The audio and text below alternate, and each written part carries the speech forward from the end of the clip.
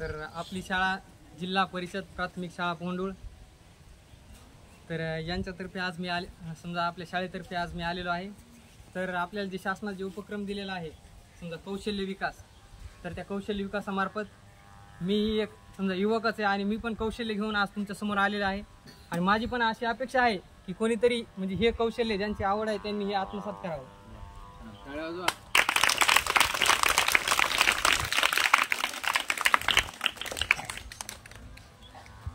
तर बघा, आता हे कौशल्य शिकण्यासाठी सर्वप्रथम आपल्याला हा जो व्यवसाय आहे हा टेलरिंगचा व्यवसाय।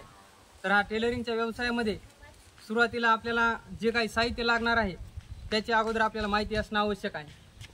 तर त्याची माहिती मी तुम्हाला थोडक्यामध्ये करून देतो। तर सर्वप्रथम आपल्याला जे टेलरिंग व्यवसायामध्ये जर काही लागत असेल तर ते म्हणजे स्वतःचा आपल्याला माप घेता यायला पाहिजे। आणि जर माप घेण्यासाठी जर कोणती वस्तू लागत असेल तर तो म्हणजे हा मेजरमेंट टेप। तर हा मेजरमेंट टेप आपल्याला 5 फुटाचा असतो, म्हणजे जवळपास आपल्याला 60 इंचपर्यंत आपल्याला माप घेता येतं। तर दुसरी वस्तू आपल्याला लागणार म्हणजे ती म्हणजे आपली कैची। नंतर आपल्याला लागणार, आपल्याला ज्यावेळेस कपडे कट करायचे असतात त्यावेळेस आपल्याला लागणार म्हणजे आपल्याला ही एक पट्टी।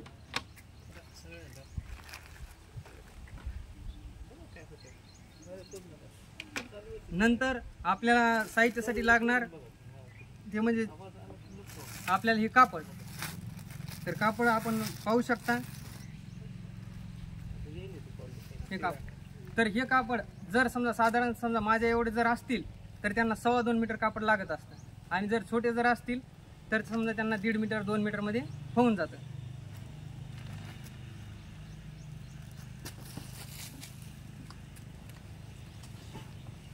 नंतर आपल्याला आपण जे पॅन्ट शिवतो तर त्या पॅन्टसाठी अशी हुक लागत असतात, हे 4 प्लायचे।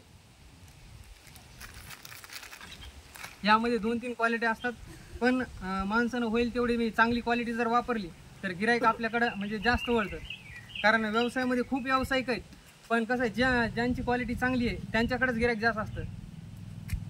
नंतर दुसरं आपल्याला पॅन्टसाठी लागणार जर म्हणलं तरी बेल्ट रोल, जो की आपण समजा कंबरपट्टीला वापरत असतो। तर यामध्ये 1 इंची 1.5 इंची 2 इंची असे प्रकार असतात। तर आपल्याला समजा कस्टमरच्या आवडीनुसार आपण ते वापरू शकतो। नंतर आपल्याला पॅन्टला जे लागणार साहित्य ती म्हणजे ही चेन। तर मार्केटमध्ये खूप प्रकारच्या चेन अवेलेबल आहेत, तर त्यामध्ये समजा मी ही एक आणलेली आहे। नंतर आपल्याला शर्टिंगसाठी जर म्हणलं तर शर्टिंगसाठी आपल्याला जे काय कॉलर लागत असतात, तर सर्वप्रथम मी तुम्हाला एक म्हणजे पॉकेट खोलून दाखवतो। याच्यामध्ये असे नंबर असतात, याची रुंदी आहे 3 इंच आणि लांबी आहे 15 इंच।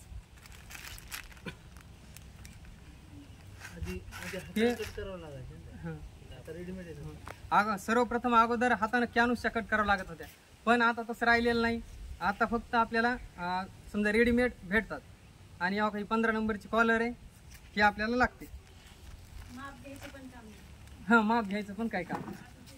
नंतर जर समजा एखादा छोटा जर असेल, समजा शाळेतील मुलं जर असतील तर त्यांना ही 14 नंबरची कॉलर जरी टाकली तरी पण चालते। आणि जर समजा जाड माणूस जर असेल तर त्यांना ही 16 नंबरची।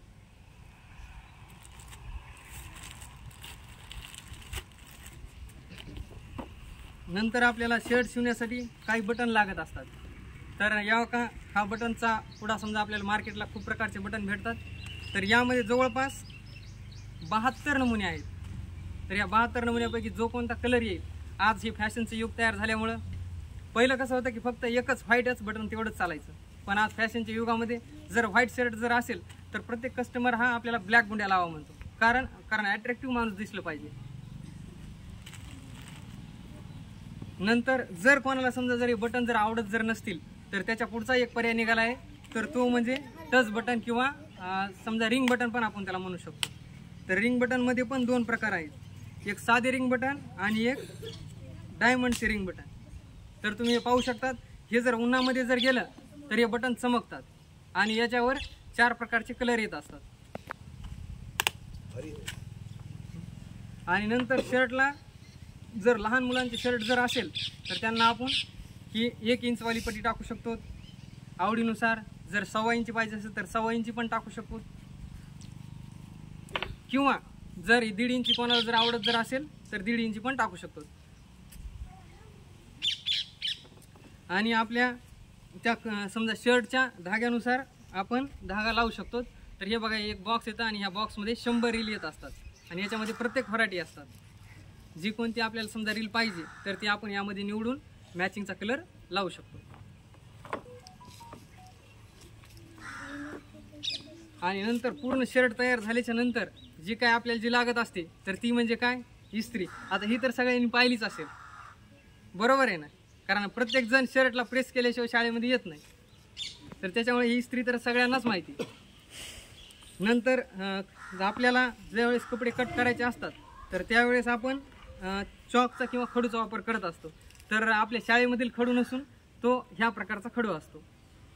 तर आपण शाळेमध्ये जो फळ्यावर लिहितो तो दुसरा खडू, आणि जर टेलरिंग व्यवसायामध्ये जर तुम्ही उतरलात तर तुम्हाला ह्या खडूची आवश्यकता पडते. म्हणजे तुम्ही शालेय जीवन जगत असताना तुम्हाला खडू पाहिजे, आणि नंतर जर तुम्हाला भौतिक जीवन समजा व्यावहारिक जीवन जरी जगायचं असेल तर खडूची आवश्यकता ही आहेच. तर समजा जर आपल्याला जर शर्ट समजा कटिंग जर करायचं जर असेल तर आपल्याला सर्वप्रथम अगोदर माप घ्यावं लागत असते. आणि माप घेण्यासाठी जर आपल्याला काही जर लागत असेल तर ते म्हणजे आपल्याला एक समजा जशी आपली शाळेमध्ये एक वही असते ज्या वहीवर आपण लिहित असतो, तर तशाच प्रकारची टेलरिंग व्यवसायामध्ये पण एक वही असते. तर त्याला आपण समजा बिल बुक किंवा एक आपलं टेलरिंग बुक असं म्हणू शकतो. तर ते टेलरिंग बुक समजा जर कसं असेल तर त्याचा एक नमुना जर तुम्हाला दाखवायचं म्हणलं तर मी सोबत आणलेला आहे.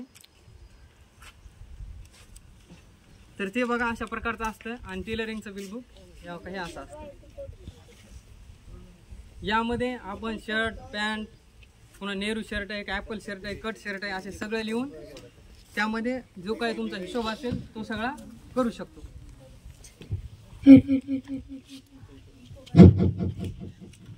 टेलरिंग व्यवसायामध्ये खूप स्कोप आहे. कसं माहिती मित्रांनो, सुरुवातीला जर तुम्ही कोणत्याही व्यवसायामध्ये जर उतरलात तर तुम्हाला काय म्हणणार प्रत्येक जण की हा व्यवसाय छोटा आहे, कोण करीत बसायलाय, किंवा कशाला करायचा व्यवसाय, किंवा आपण खूप श्रीमंत आहोत, दुसऱ्या एखाद्या कंपनीमध्ये जाऊ. पण खरं सांगतो, सुरुवातीला मी सांगतो ज्यावेळेस मी माझं M.Com पूर्ण केलं तर M.Com पूर्ण केल्यानंतर मी पण कंपनीमध्ये गेलो होतो कामाला. कंपनीमध्ये कामाला गेल्यानंतर सुरुवातीला मी पाहिलं की 15,000च्या वर कोणी पेमेंट देत नाही. पण शेवटी माझ्या असं लक्षात आलं माझ्या अंगामध्ये एक कला आहे आणि कस्टमर भरपूर येत आहे. तर मग कस्टमर येत असताना जर मी दुसऱ्याच्या हाताखाली काम करण्यापेक्षा मी माझा स्वतःचा मालक झालो तर, असंच मला एक दिवशी विचार पडला. आणि त्या विचारांती मी तिथं ज्यावेळेस मी रिझाईन दिलं आणि गावाकडे वापस आलो. मला प्रत्येक जण म्हणू लागले गावाकडे का वापस आला, का तिकडे पुण्यामध्ये चांगलं होतं, सगळं होतं. पण कसं आहे तिकडे जर राहिलं तर रूम खर्च, नंतर पुन्हा जेवणाचा खर्च, सगळे खर्च वाढतो. आणि गावाकडे भरपूर गिराईक असल्यामुळे कपडे पण वापस जात होते. नंतर मग माझ्या लक्षात आलं की दुसऱ्याच्या हाताखाली काम करण्यापेक्षा स्वतःचाच मालक झालेला होता. नंतर मी गावाकडे आलो आणि गावाकडे आल्याच्या नंतर ज्यावेळेस मी हा व्यवसाय सुरू केला तर त्यावेळेस समजा 500 रुपये शिलाई चालू होती.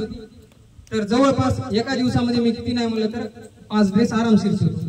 तर 5 ड्रेसच्या हिशोबाने जर धरले तर 2,500 रुपये रोज होतात.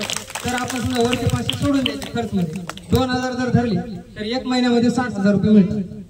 तर मग एवढे तर मला कंपनीमध्ये पण मिळत नव्हते. नंतर मग मी असा विचार करून मी हा स्वतःचा व्यवसाय वाढवायचा ठरवला. अगोदर फक्त समजा गावातील काही कपडे येत होते आणि रामी टाकडीचे थोडेफार येत होते. तर मग असं करत मग मला एक युक्ती सुचली की बाबा 4 लोकांना जाऊन भेटणं, तुम्ही एक वेळेस टाकून बघा, जर छान जर आले तर परत टाका आणि जर नाही जर आले तर नका टाकू. म्हणजे असं सगळं पूर्ण आश्वासन. विशेष म्हणजे जर कापड जर चुकलं तर स्वतःमध्ये माणसाने एवढी हिंमत ठेवायची की समोरच्याचं कापड भरून पण द्यायचं, म्हणजे त्याला दुसरं नवीन घेऊन ते शिवून द्यायचं. आणि कसं राहतं, माणूस हा चुकीचा पुतळा आहे आणि प्रत्येक गोष्ट जो माणूस चुकत नाही का तो माणूस कधीच शिकत नाही. त्याच्यामुळे चुकणे याचा अर्थ थांबणे नाही, तर चुकणे म्हणजे आपण कार्य करत राहणे, म्हणजे आपण जिवंत आहोत याचं लक्षण आहे. तर असंच मग मी आल्याच नंतर मग मी शर्ट पॅन्ट नंतर जे काय मला जे कमीज गुरु शर्ट ट्राउझर किंवा लेडीजचे जे पंजाबी ड्रेस असतात ते मला येत नव्हते. तर नंतर मग मी ते पण शिकलो आणि ते पण शिकल्यानंतर व्यवसायामध्ये मग वाढ झाल्यानंतर आज माझ्याकडे रामे टाकडी, मंगरूळ, सारंगापूर, किनोळा आणि आता वजूरतून खूप गिराईक वाढले. तर हा व्यवसाय जर तुम्हाला कोणी म्हणत असेल की हा छोटा व्यवसाय, पण कोणताच व्यवसाय हा छोटा नसतो आणि व्यवसायवाला माणूस कधीच गरीब राहत नाही, पण अंगामध्ये कला पाहिजे. आणि माणसाने कोणताही व्यवसाय करायचा जर असेल तर हा बळजबरी किंवा कोणी लादून दिलेला नसावा. असा म्हणजे माणसाला जी कला आहे ती अशी कला की त्या माणसाला ती म्हणजे त्यानं आवडीने केली पाहिजे.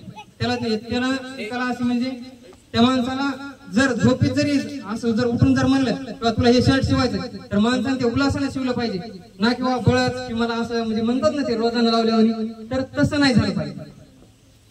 म्हणजे आपली कला अशी निवडा त्या कलेमध्ये आपल्याला आवड असली पाहिजे. तर मी तुम्हाला अगोदर म्हणजे जसं आपण बोलून दाखवतो तसं तर आपण करून पण दाखवलं पाहिजे. कारण ते एक मन आहे ना, बोलाचाच भात आणि बोलाचीच कडी, तर तसं नसलं पाहिजे. तर त्यासाठी मी तुम्हाला एक शर्ट कट करून दाखवतो.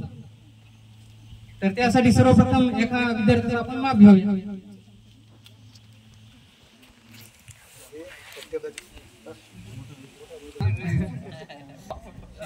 नानिकर या विद्यार्थ्याचा आपण माप घेऊया आणि सर्वप्रथम हॅपी बर्थडे. आज भैयाचा वाढदिवस आहे.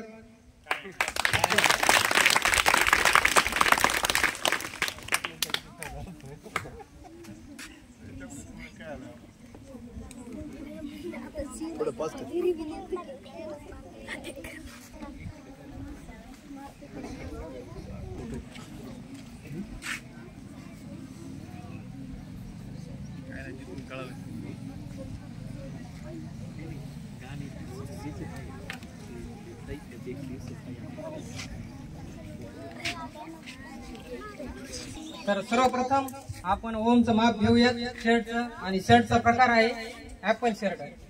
आणि शर्ट मध्ये 3 प्रकार असतात, एक ब्लू शर्ट, एक ऍपल शर्ट आणि एक टेक शर्ट. पण सध्याचा वापर हा ऍपल शर्टचा असल्यामुळे आपण ऍपल शर्टचं माप घेऊया. तर माप घेण्यासाठी सर्वप्रथम आपण उंचीचं माप घेऊ. इकडे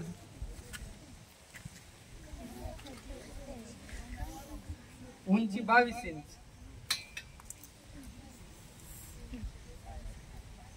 शोल्डर 14 इंच, भाई 18 इंच,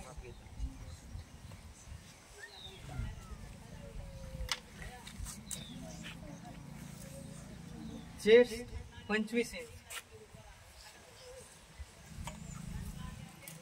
आणि फिटिंगचं माप 7.5 + 2 + 1 करावं लागतं.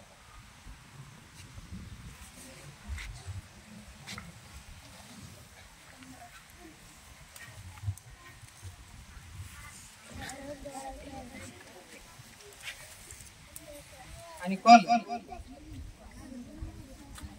आहे 15 इंच.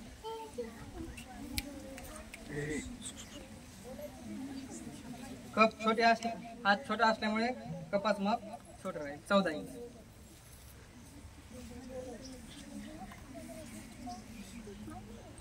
तर शर्टचं माप झाल्यानंतर मी तुम्हाला शर्टची कटिंग कशी असते ती दाखवतो.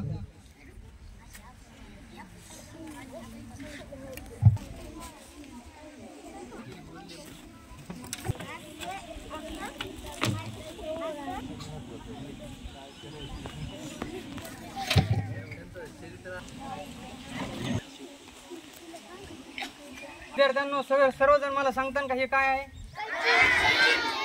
वा, बघा तुम्हाला तर सगळं लक्षामध्ये येऊन गेलं. हे काय आहे? हे काय आहे? वा वा, छान सर, हुशार विद्यार्थी बर का, नंबर 1. आणि हा काय आहे?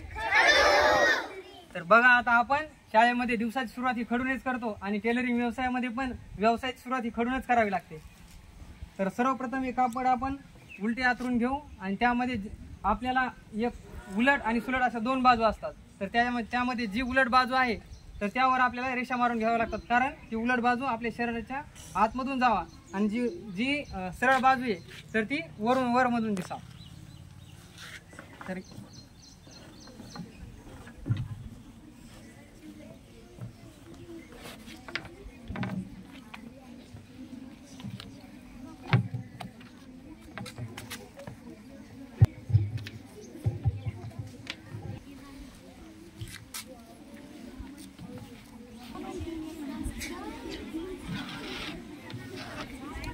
तर बघा विद्यार्थ्यांनो,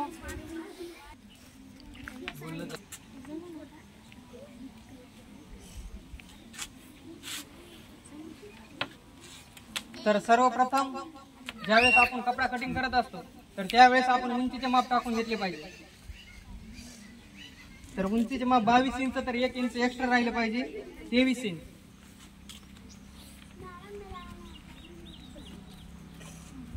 शोल्डर 14 इंच, तर अर्धा इंच एक्स्ट्रा ठेवायचं 7.5 इंच. नंतर त्या पट्टीच्या साहाय्याने त्यावर रेष आखून घ्यायची.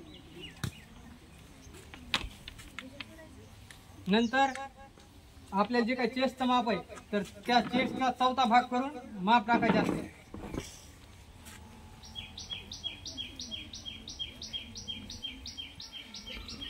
तर चेस्ट आहे आपलं 25, तर 25चा 4था भाग हा 6.25 येत असतो. 6.25 आणि पुढे एक समजा एक सूत किंवा एक रेष असते. नंतर फिटिंगचं माप, फिटिंगचं माप आपण 16 धरलं होतं तर अर्धा इंच एक्स्ट्रा 8.5 इंच.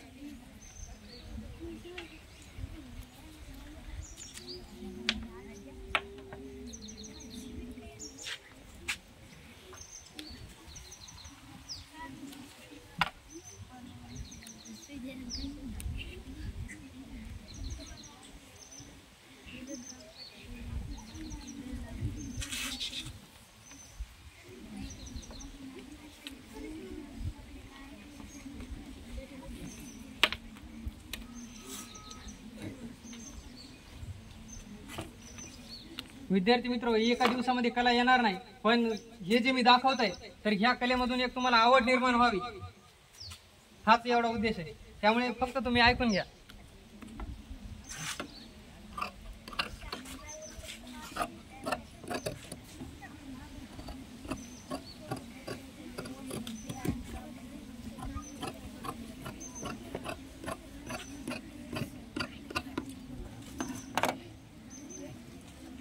आता ही जी आपण बाजू जी कट केलेली आहे तर हा समोरील फ्रंट आहे, म्हणजे एक काच पट्टी आणि एक बटन पट्टी.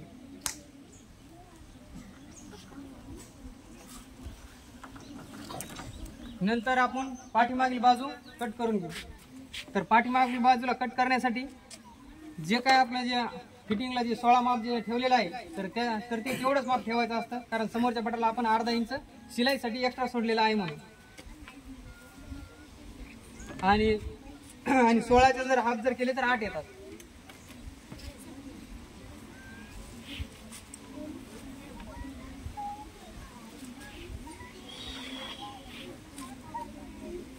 नंतर समोरील जो फ्रंट आहे तो अंतरून पाठीमागच्या बॅक साईडला तो अंतरून घ्यायचा.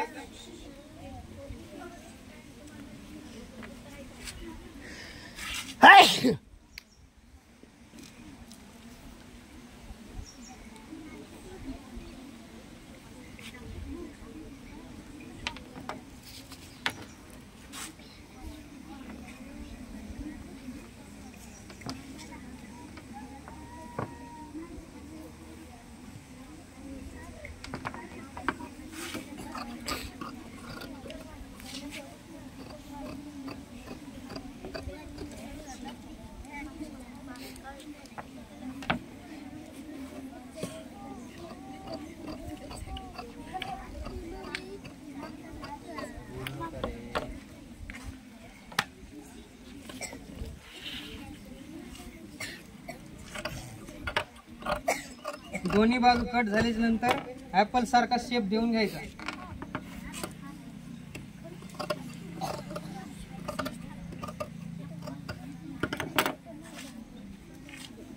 ही समोरील बाजू आणि ही पाठीमागील बाजू. तर आपल्या 2 बाजू कट झालेले आहे.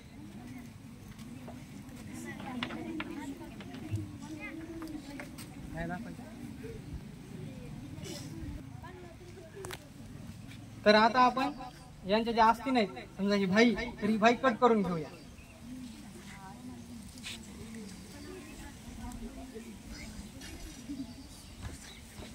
आज ओम भैयाचा वाढदिवस असल्यामुळे त्यांचं शर्ट मस्त छानपैकी कट होणार आहे. शर्ट कट केलं. सर्वजण वाढदिवसाला केक कट करतात, पण आज आपण शर्ट कट केलेले.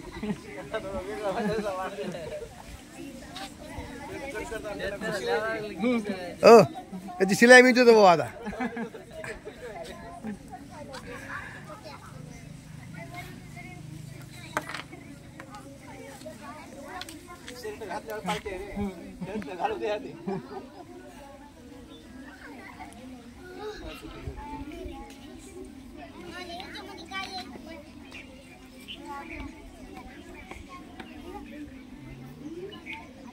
भाई आपली 18 इंच आहे, तर तेवढी 18 इंच टाकून घ्यायची.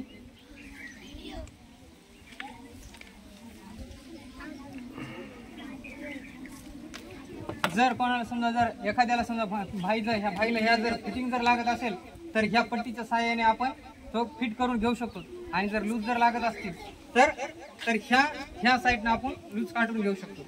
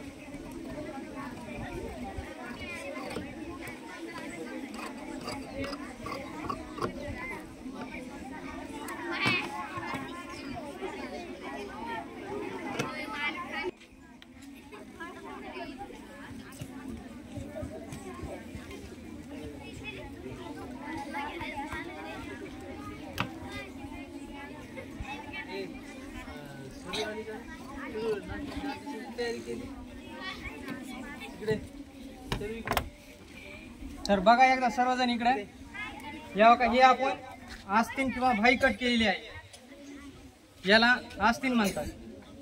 ही आज तुम्ही पहिल्या वेळेसच असं कट करताना पाहिलेलं असेल, पण जर टेलर व्यवसायामध्ये उतरल्यानंतर असं चांगल्या कपड्याला समजा असं कट करून नंतर तुम्हाला ते एकदम बेटर करावं लागतं.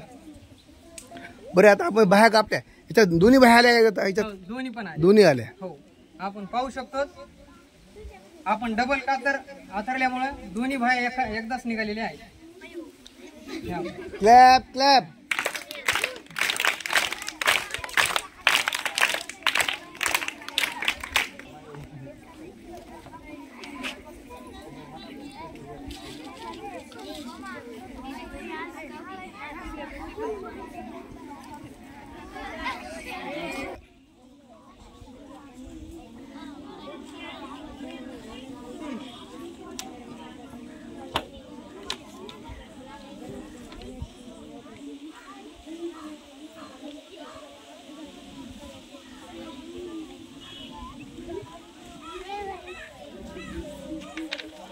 तर शोल्डर कट करण्यासाठी आपल्याला शिलाईसाठी 1 इंच माप जास्त टाकणे आवश्यक असते.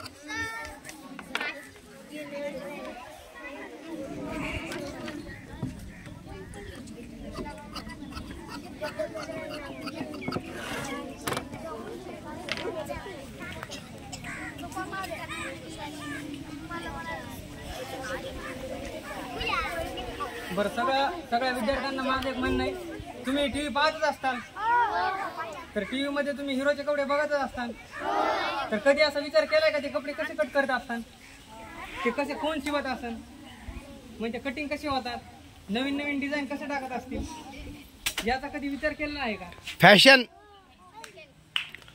आता सांगा. तर ते कसं कट करतात काय नाही याची आज तुम्हाला मी थोडीशी उजळणी दाखवत आहे,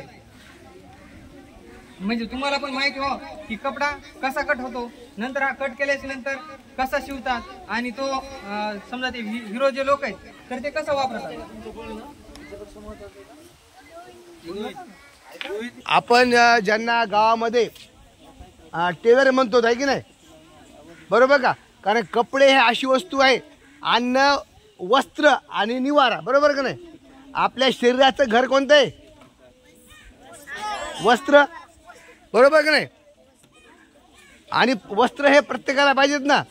फक्त माहिती आहे का त्याचं ते स्वरूप बदलतंय आहे की नाही. आणि असं कधी होईन का रे माणूस कपडे घालायला सोडून देईन का कधी? म्हणजे हे कपडे आवश्यक आहेत. म्हणजे हा व्यवसाय, ऐकून घ्या माझं, म्हणजे हा व्यवसाय कधी बंद पडेल का? बंद पडेल का व्यवसाय कधी? नाही. मग पुढे बघा व्यवस्थित सगळ्यांनी आवाज ए या व्यवसायाला काही मरण आहे का? मग नाही, उलट त्याच्यामध्ये शोध लागणार आहेत वेगवेगळे. हा, समजा एखाद्या विद्यार्थ्याला म्हणजे कसं राहतंय 10वी-12वी झाल्याच्या नंतर समजा आर्थिक परिस्थिती म्हणा किंवा एखादी अडचण म्हणा किंवा शिक्षणाची आवड नसते, तर त्या विद्यार्थ्याला हा व्यवसाय खूप चांगला आहे. म्हणजे दुसऱ्याच्या हाताखाली काम करण्यापेक्षा स्वतः काम करून स्वतःचे मालक. तर हे बघा, हा शोल्डरचा भाग काढलेला आहे जो की आपल्या ह्या इथे असतो शोल्डरवर, आणि हे दोन्ही शोल्डर एकदाच कापलेले. आता राहतो प्रश्न आता आपल्याला कॉलरचा. तर प्रत्येक विद्यार्थ्याला किंवा प्रत्येक माणसाला कॉलर या अलग अलग प्रकारचे असतात. तर खूप जणांना ही माझ्यासारखी कॉलर असते, तर कोणाला ती छोटी कॉलर असते एकदम पट्टीसारखी, जशी की टी शर्टला असते. तर आपण जशी म्हणले तसं आपल्याला टाकता येते.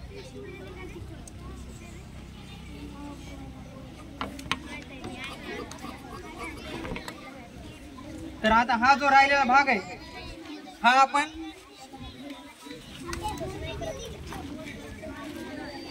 बघा हे आता शेवटचा भाग आहे. आता हे महत्वाचा.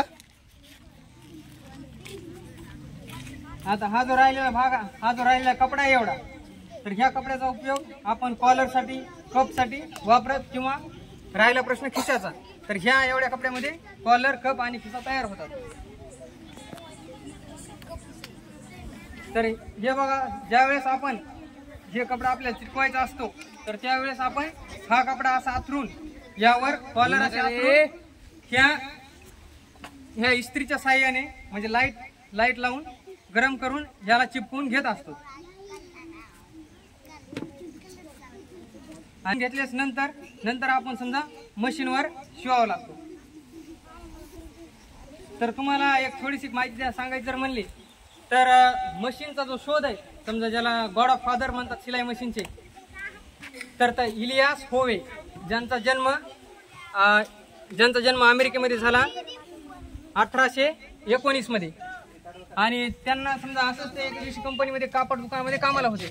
तर 1800च्या शतकामध्ये समजा शर्ट पॅन्ट समजा कपडे होते, पण शिवत कोणी नव्हतं. समजा तेच म्हणजे वस्त्रच फक्त परिधान करायचं. तर त्यावेळेस त्यांच्या मनामध्ये अशी कल्पना सुचली की बाबा आता आपल्याला पण समजा धावत्या युगामध्ये किंवा ज्यावेळेस माणूस त्यावेळेस 19वे शतक लागणार होतं, तर त्या शतकामध्ये त्यांना म्हणजे कपड्याची आवश्यकता भासू लागली ना. तर त्यावेळेस त्यांनी 1835 मध्ये शिलाई मशीनचा शोध लावला. तर शिलाई मशीनचा शोध लावल्याच्या नंतर समजा ते धागा जास्त तुटू लागला. तर त्यांनी 1840 मध्ये नंतर त्यांनी ते धागा कशामुळे तुटतो तर त्याचं समजा ती एक यंत्र तयार करून त्याचं पेटंट मिळवलं. आणि आपल्या भारतामध्ये सुरुवातीला कलकत्त्यामध्ये 1935ला शिलाई मशीन आली सर्वप्रथम. आणि त्या शिलाई मशीनचं त्या कंपनीचं नाव होतं उषा कंपनी.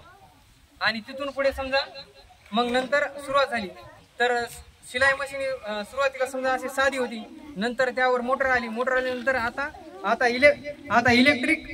इलेक्ट्रिक समजा शिलाई मशीन आलेली आहे. तर इलेक्ट्रिक शिलाई मशीन आलेली आहे. तर तुम्ही पण समजा त्या बऱ्याच जणांनी बघितले असतील किंवा नसतील, पण जरी तुम्हाला समजा काही सिलाई मशीन जर काही विद्यार्थ्यांना समजा आवडत जर असेल सिलाई मशीन पाहण्याची, तर तुम्ही माझ्या घरी येऊ शकतात आणि सिलाई मशीन दुकान, मी कपडे कसे शिवतो, कसा बनवतो, कसे कपडे कटिंग करतो, किंवा आता मी जे तुम्हाला जे साहित्य दाखवलं तर त्या साहित्याचा उपयोग मी कसा करतो, ज्या आता मी तुम्हाला दाखवलं किंवा कॉलर असे चिपकवतात, पण ती कॉलर कशी चिपकवतात खरंच प्रत्यक्षात, कारण आता इथे लाईट म्हणजे लाईट नसल्यामुळे आपण काही दाखवलं नाही. तर तुम्हाला समजा ती जर आवड असेल तर तुम्ही पाहायला घरी दुकानामध्ये येऊ शकतात. नंतर मी कसा म्हणजे शिलाई मशीन आणण्याची सोय नसल्यामुळे म्हणजे मी तुम्हाला ती दाखवू शकलो नाही, पण जर तुम्हाला पाहायचे जर असेल तर तुम्ही स्वतः येऊन मी कसे कपडे शिवतो हे तुम्ही पाहू शकता. आणि मला पण वाटतंय की तुम्ही ज्या म्हणजे ह्या शाळेमध्ये तुम्हाला जेवढं ज्ञान देतील तेवढं तुम्ही आत्मसात करण्याचा प्रयत्न करा, कारण शालेय जीवन हेच माणसाचं मार्गदर्शक ठरते. नंतर तुम्ही ज्यावेळेस ही शाळा सोडता तर त्यावेळेस तुमचा गुरु कोणीही नसतो, आपले फक्त शिक्षक असतात. कारण फक्त ही शाळाच अशी आहे की शाळेमध्ये फक्त तुम्हाला चांगलं सांगितलं जातं. बाहेरच्या जगामध्ये जर फिरलात तर तुम्हाला प्रत्येकाच्या घरी साखर नसते पण मीठ जरूर असतं. त्याच्यामुळे तुम्ही जेवढं तुमच्या गुरुकडून ज्ञान घेता येईल तेवढं तुम्ही घ्या. आणि घाटोळे सरांबद्दल मी सांगतो तर मी त्यांच्याकडे 2011ला MSc ला होतो, तर त्यावेळेस सरांनी मला खूप ज्ञान दिलेलं आहे, म्हणजे खूप त्यांचं मोल करून एवढं त्यांनी मला त्यावेळेस सांगितलं होतं. फक्त MSc नाही तर त्यांनी मला व्यावहारिक ज्ञान कसं असतंय. नंतर समजा त्यांनी सांगितलं होतं तुमचे वडील टेलर काम करतात तर तुम्ही पण करून बघा. त्यावेळेस मी करत नव्हतो, तर त्यावेळेस मग तिथून पुढे मग मी पण सुरुवात केली की टेलर काम करायला. आणि नंतर आज बघा, जर समजा मी जर फक्त हे जर केलं जर असतं किंवा मी फक्त शिकलो असतो नंतर मी काहीच जर नसते केलं तर आज मला कुठेतरी दुसऱ्या रोजानं जायची परिस्थिती निर्माण झाली असती किंवा एखाद्या कंपनीमध्ये. पण आज मी कलेच्या जोरावर स्वतःचा मालक म्हणून राहिलेलो आहे, कारण एक स्वतःचा माझा बिझनेस आणि एक सेटल बिझनेस मी निर्माण केलेला आहे. तसंच तुम्ही पण जे आपले गुरु आहेत सर्व शिक्षक वृंद यांच्याकडून ज्ञान घेत राहा. आणि सर्व सरांनी मला आज इथं बोलवलं, मॅडमनी सगळ्यांनी बोलवलं, त्यांच्याबद्दल मी त्यांचे आभार मानतो आणि मला ही संधी दिली त्याबद्दल त्यांचे खूप खूप धन्यवाद.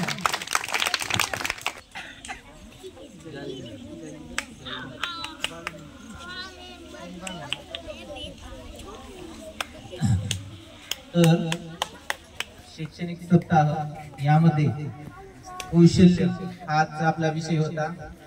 तर वेगवेगळ्या प्रकारचे कौशल्य असतात. तर आपल्याला एक प्रात्यक्षिक स्वरूपात कौशल्य श्री जालिंदर ठोंबरे आपल्या गावातले आपल्या तुमच्या सर्वांसाठी एक आदर्श आहे. म्हणजे करिअर करण्यासाठी शिकणे, नोकरी लागणे आणि तुम्ही बसलेल्या ह्या 200 सर्व विद्यार्थ्यांना नोकरी लागणार नाही ही गोष्ट ठरलेली आहे.